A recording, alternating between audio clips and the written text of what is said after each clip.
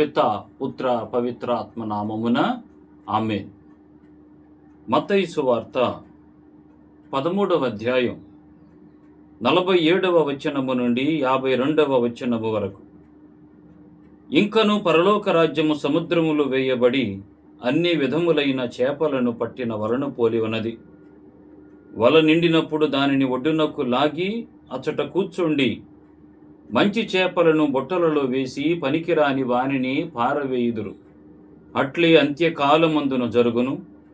దూతలు బయలుదేరి దుష్టులను నీతిమంతుల నుండి వేరుపరచి అగ్నిగుండముల్లో పడద్రోయుదురు. అచ్చట వారు ఏడ్చుచు పండ్లు కొరుకు కొందురు. వీనిని అన్నింటినీ మీరు గ్రహించితిరా అని యేసు అడిగెను. అవును అని వారు సమాధానమిచ్చిరి. ఆయన పరలోక రాజ్యమునకు శిక్షణ పొందిన ప్రతి ధర్మశాస్త్ర బోధకుడు తన కోశాగారము నుండి నూతన పురాతన వస్తువులను వెలికి తెచ్చు ఇంటి యజమానుని పోలి ఉన్నాడు అనెను. క్రీస్తునాథుని యందు ప్రియ సహోదరి సహోదరులారా, ఈనాటి సువార్త పఠనంలో ప్రభు మంచి చేపలు చెడు చేపలు అనే ఉపమానాన్ని పరలోక రాజ్యముతో పోలుస్తూ ప్రభు మాట్లాడుతున్నాడు. ఇచ్చట సముద్రము అంటే లోకము, వల అంటే సువార్త, చేపలు అంటే మనుష్యులు, గంప అంటే పరలోక రాజ్యం. జాలరి వల వేసినప్పుడు ఆ వలలో మంచి చేపలు చెడు చేపలు పడతాయి.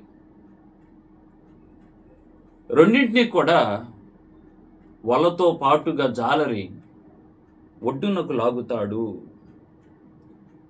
ప్రియమైన స్నేహితులారా, వల అంతటినీ కూడా ఒడ్డుకు లాగటం, మంచి చేపలు చెడు చేపలతో నిండినటువంటి వలను ఒడ్డునకు లాగటం అనేది అంత్యకాలాన్ని సూచిస్తుంది. అటు మంచి మనిషి ఇటు చెడ్డ మనిషి ఇద్దరం కూడా బ్రతుకుతాం. కానీ అంత్యకాలమున తీర్పు అనేది ఒకటి తీర్చబడుతుంది. ఆ తీర్పు దినానికి నీవు సిద్ధంగా ఉండు అని ప్రభువు సందేశాన్ని ఇస్తున్నాడు. ప్రియుల, మనందరం కూడా మంచి చేపలలాగా ఉండాలా, చెడు చేపలలాగా ఉండాలి.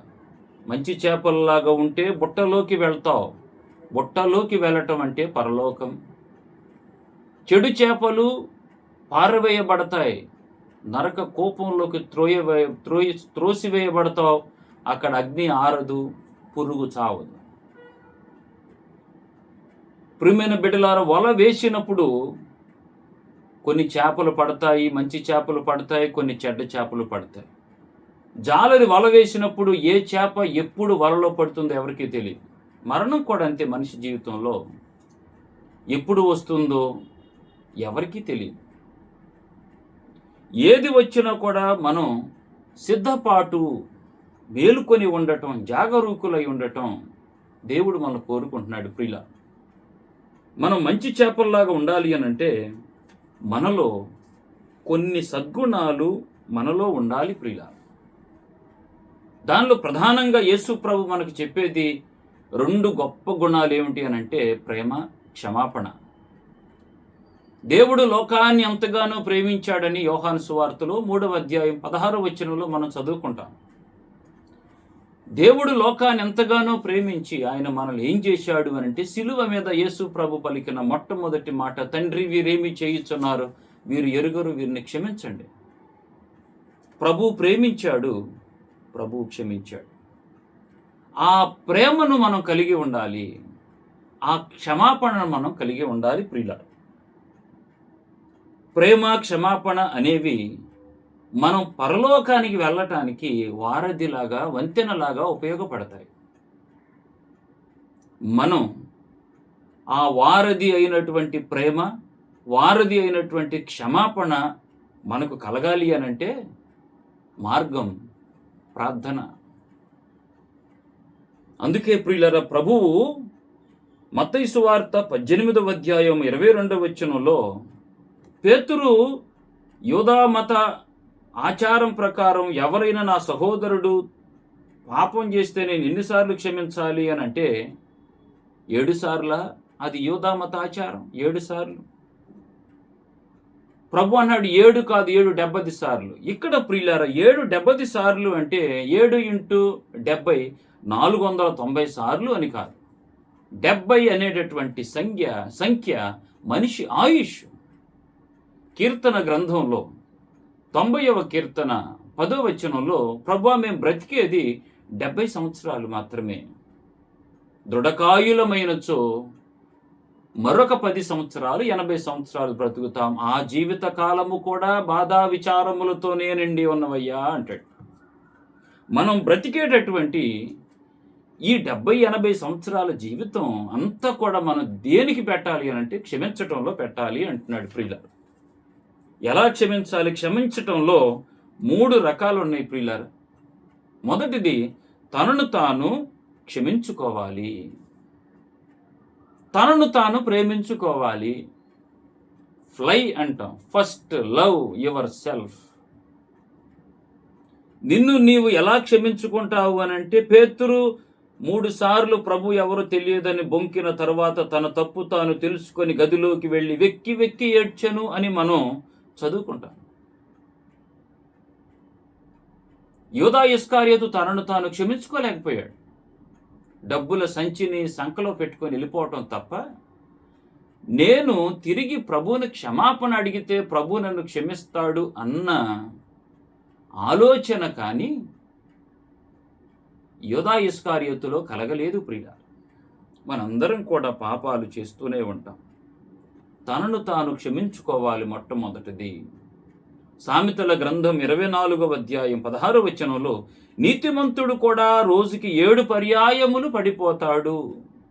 రోజుకి 7 సార్లు నీతిమంతుడు కూడా పాపంలో పడతాడు. మనం ఏ పాటి వారం ప్రియుల? ఎన్నిసార్లు క్షమించాలి? 7 సార్లా? 7 కాదు 7 70 సార్లు. నీతిమంతుడు ఎన్నిసార్లు పాపంలో పడతాడు? రోజుకి 7 సార్లు పడతాడు. నిన్ను నీవు క్షమించుకోవాలి. క్షమాగుణం అనేది నీ నుంచి ప్రారంభం కావాలి. అందుకే ఇంగ్లీష్లో ఒక మాట ఉంటుంది, no one can give what he doesn't have. నీ దగ్గర లేని దాన్ని నువ్వు ఇతరులకు ఎలా ఇస్తావు? నీవు ఆ క్షమాగుణాన్ని నీవు కలిగి ఉండాలి. నీ దగ్గర ఉన్నదే నువ్వు ఇవ్వగలవు. కాబట్టి ప్రియులారా, మొట్టమొదటిది తనను తాను క్షమించుకోగలగాలి. మంచి చేపల్లాగా ఉండి బుట్టల్లోకి వెళ్ళాలంటే నీవు క్షమించుకో, నువ్వు గొప్పవాడివి. రెండవది నువ్వు చేయాల్సినటువంటి పని ఏమిటి అనంటే ఇతరులను క్షమించమని అడగాలి. తప్పు చేశావు, తప్పుగా మాట్లాడావు, మాట దొర్లింది, అనుకోకుండా మాట మాట్లాడావు, అనుకునే మాట్లాడావు, ఇతరులను క్షమించమని అడగాలి. ఇతరులను క్షమించమని అడగని వాడు, క్షమాపణ అడగని వాడు చెదలు పట్టినటువంటి ఇంటితో సమానం, చెదలు పట్టినటువంటి చెట్టుతో సమానం, బూజు పట్టినటువంటి ఇల్లుతో సమానం, పాడుపడిపోయినటువంటి కొంపతో సమానం, నీరు లేని చెరువుతో సమానం, ఇల్లు కట్టలేని ఎడారితో సమానం. ఇతరులను క్షమించమని అడగాలి నీ జీవితంలో. పాపాలు తప్పిదాలు చేస్తూ ఉన్నారు కదా అని అందరి మీద మనం పడిపోతూ ఉంటాం ప్రియుల. మీకేం తెలుసు అటువంటి పాపం చేశాడు, ఇటువంటి పాపం చేసిందే అని వేలెత్తు చూపిస్తూ ఉంటాం ప్రియుల. ఒక కవి అంటాడు, నరునికి స్వకీయ దోషము గురుగింజ విధంబుగాని గోచరింపగా పరుడొనరంచు దోషము ధరాధరము వలె దోచు తన మదికెప్పుడన్. నీవు చేసిన తప్పు నీకు గురుగింజ వలె కనిపిస్తూ ఎదుటివారు చేసిన తప్పు పర్వతము వలె కనిపించుట లేదా నీకు? మన జీవితం ఎలాగుంటుందంటే ప్రతి మనిషి తాను చేసినటువంటి తప్పులను బీరువాలో బాండు పత్రాల్లాగా దాచుకుంటూ ఇతరులు చేసినటువంటి తప్పులను మాత్రం ప్రచార పత్రాలు వీధుల్లో ప్రచారం చేస్తూ ఉంటాడు. ఇది కాదు ప్రియులారా దేవుడు కోరుకునేది. మనల్ని మనం క్షమించుకోవాలి, ఇతరులను క్షమించమని అడగాలి. ఇక మూడవది ఏమిటి అని అంటే ఇతరులను క్షమించాలి. ఇతరులను క్షమించటం, అడిగినప్పుడు క్షమించటం ఒకటి, అడగకుండానే క్షమించటం. అడిగినప్పుడు క్షమించటం తప్పిపోయినటువంటి కుమారుడు లూకాసు వార్త 15వ అధ్యాయంలో 17వ వచనంలో, అప్పుడు అతనికి కనువిప్పు కలిగెను. తప్పిపోయిన కుమారుడు పరుగులు తీసుకుంటూ వచ్చి, తండ్రి, నేను నీకును దేవునికి తీరని అన్యాయం చేశాను, నేను నీ కుమారుడు అనిపించుకోదగను. అడిగినప్పుడు క్షమించబడ్డాడు, అడగకుండానే క్షమించబడింది. వ్యభిచారంలో పట్టుబడినటువంటి స్త్రీ, అమ్మా, ఎవరు నిన్ను శిక్షించలేదా? నేను కూడా నిన్ను శిక్షించను, వెళ్ళు, ఇక పాపము చేయకు. అడగకుండానే క్షమాపణ పొందుకుంది. ప్రియుల, పాపాత్మురాలైనటువంటి స్త్రీ ప్రభు యొక్క పాదముల దగ్గర కూర్చొండి పరిమళ ద్రవ్యాన్ని ప్రభు పాదాలకు అంటిస్తూ, తన కన్నీటితో ప్రభు పాదాలు కడుగుతూ, తన తల వెంట్రుకలతో ప్రభు పాదాలను తుడిచింది. లూకాసు వార్త 7వ అధ్యాయం 48వ వచనం. ఈమె ఎక్కువగా ప్రేమించింది కాబట్టి ఈమె పాపాలు క్షమించబడ్డాయి అన్నాడు ప్రభు. మార్కు సువార్త 2వ అధ్యాయం 5వ వచనంలో, విశ్వాసులు ప్రభువు బోధిస్తూ ఉంటే ఇంటి పైభాగాన్ని తీసి రోగిని క్రిందకు దిస్తే క్షమాపణ అడగకుండానే అతని పాపాలు క్షమింపబడ్డాయి, స్వస్థుడయ్యాడు. ప్రియమైన బిడ్డలారా, మన జీవితంలో మనల్ని మనం క్షమించుకోవాలి, క్షమించమని అడగాలి, ఇతరులను క్షమించాలి. ఈ 3 పనులు చేయాలి ప్రియుల. ఇవన్నీ చేయాలి అనంటే, మనలో ప్రేమ, క్షమాపణ మనలో కలగాలి అనంటే మనలో ఉండవలసింది ప్రార్థన. ప్రియులారా, బైనాక్యులర్స్తో దూరంగా ఉన్నటువంటి వాటిని చూస్తాం.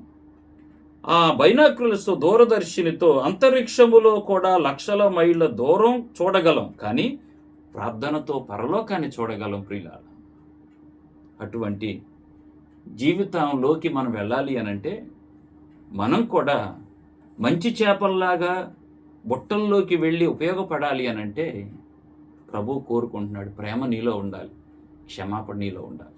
అటువంటి ప్రేమను, అటువంటి క్షమాపణను ప్రభు దయచేయమని మనం ప్రార్థన చేద్దాం.